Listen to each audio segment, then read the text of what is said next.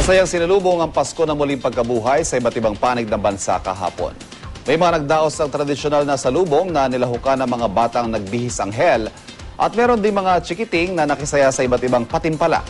Balitang hatid ni Athena Imperial.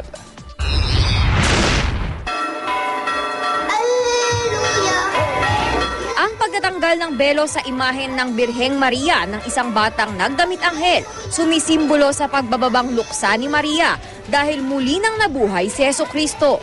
Bahagi ang eksenang ito sa Lawag City, Ilocos Norte ng salubong, ang tradisyonal na pagtatanghal ng mga Katolikong Pilipino sa muling pagtatagpo ni Maria at kanyang anak na si Cristo na muling nabuhay matapos ang ikatlong araw buhat nang siya'y ipako sa krus.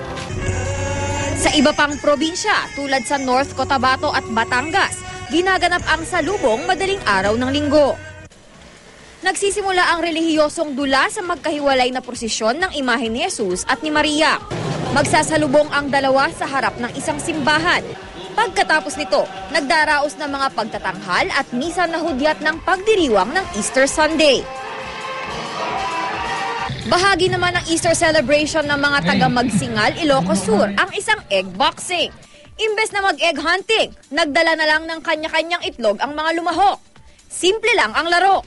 Una, kailangang ipalista ang itlog para mahanapan ang kalaban. Sunod na pag-uuntugin ang mga itlog at ang hindi mabasag ang panalo. Sa 128 kalahok, isa lang ang nagwagi. Sa isang commercial area naman sa Quezon City, binuksan ang pagdiriwang ng Easter Sunday sa isang grand parade. Nagkaroon din ng Easter egg painting, photo booth at petting zoo. Karamihan sa mga nakisaya, mga pamilyang piniling mag-staycation sa Maynila o yung mga hindi nagbakasyon sa probinsya.